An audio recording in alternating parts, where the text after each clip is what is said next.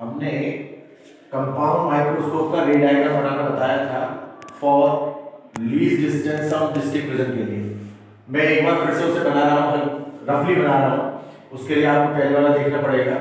तो देखिएगा, पहले मैंने बताया था कि कॉन्वेक्स लेंस को बनाते हैं और ऑब्जेक्ट रखते हैं, इमेज बना दी, ये FO हो गया, ये ऑब्जेक्टिव हो गया, ये C1 था, ये A था, ये B था।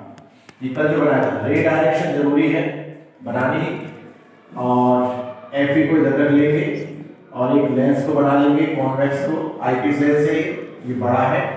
और फर्स्ट मैंने बताया था, फर्स्टली इस वाली लाइन को ड्रॉ करेंगे, सेकेंडली इसको ड्रॉ करेंगे, और मुझे यहाँ पर इमेज बनानी। इमेज कहीं बन सकती है क्योंकि अब जो है ऑब्जेक्ट फोकस और सेंटर ऑफ कर्वेचर के बीच में है, तो अब वर्चुअल इमेज बनेगी। यहाँ भी बन सकती है, इधर भी बन सकती है, वर्चुअल तो वर्चुअल है, कहीं भी आ सकती है।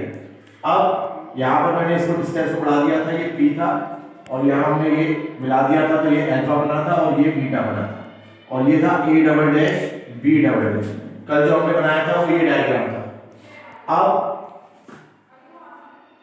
और ये पैरेलल वाला था, इसको हमने ऐसे मिलाया था, यहाँ पे ऐसे चले गए, ये डायरेक्शन है। अब इसी से हम मैग्नीफाइंग पावर निकालेंगे। Magnifying power is equal to beta upon alpha. Beta and alpha are the small angles, तो this is nearly equal to tan beta upon tan alpha.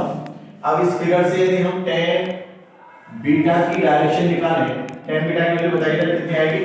tan beta की वैल्यू आई A double dash B double dash upon C2A double dash, और tan alpha की value आई आपकी PA double dash upon C2A double dash. अब यहाँ से C2A double dash cancel हो जाएगा, तो आपका बचेगा A double dash B double dash upon PA double dash. अब PA डबल डैश जो है वो इक्वल है AB के, तो यानी हम लिख सकते हैं A double dash B double dash upon AB। अब हमने क्या करा, इसको मल्टीप्लाई और डिवाइड कर दिया A डैश B डैश से। A डैश B डैश से हमने मल्टीप्लाई कर दिया और A डैश B डैश से हमने इसको डिवाइड कर दिया। अब देखिए, यदि हम ऑब्जेक्टिव लेंस को देखें तो ऑब्जेक्टिव लेंस की जो इमेज है वो है A डैश B डैश। अब A डैश B डैश है, इसकी इमेज ऑब्जेक्ट है ये, तो यानी H2 upon H1। H2 upon H1 क्या होता है, magnification. Height of image to the height of the object का जो रेशियो होता है वो मैग्निफिकेशन होता है। तो देखिए ये मैग्निफिकेशन है किसका, ऑब्जेक्टिव लेंस का। और अब इसकी आई जरा आईपीस के लिए, आईपीस को यदि हम देखें तो ये H2 है, इसके लिए इमेज है, और ये इसके लिए ऑब्जेक्ट है। जो ऑब्जेक्टिव लेंस से इमेज बनी थी वो आईपीस के लिए एज एन ऑब्जेक्ट काम करेगी, तो यानी H2 अपॉन H1 ये मैग्निफिकेशन हो गया आईपीस लेंस का, तो यानी मैग्नीफाइंग पावर हो गई MO into M, बिल्कुल सिंपल तरीके से। अब अच्छा, MO जो होता है लेंस में वो होता है V upon U। H2 upon हमने पढ़ा है M is equal to H2 upon H1 is equal to V upon U, तो यानी हम H2 अपॉन H1 को V अपॉन U रख सकते हैं।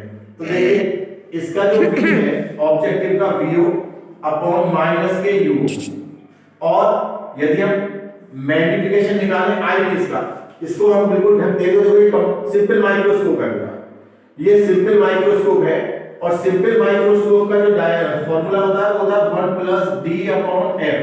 क्योंकि आईपीस है इसलिए इसको रख देंगे हम F, तो यानी magnifying power is equal to this.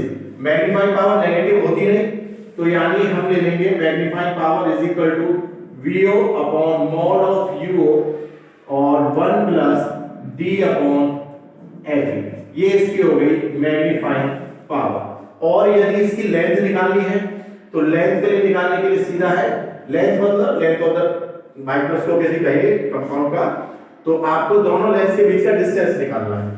अब दोनों बीच के डिस्टेंस का मतलब है, यहां से यदि मैं A डैश तक देखूं C1 से, तो ये आपका है ऑब्जेक्ट का इमेज, ऑब्जेक्टिव लेंस की इमेज, और C2 से A डैश तक का यदि मैं डिस्टेंस देखूं तो वो है ऑब्जेक्ट किसका, आईपीस लेंस का। तो VO प्लस UE, इस कंडीशन में आपकी जो लेंथ बनेगी वो VO प्लस UE होगी। इसमें कभी नेगेटिव साइन कंसीडर नहीं करेंगे। ओके,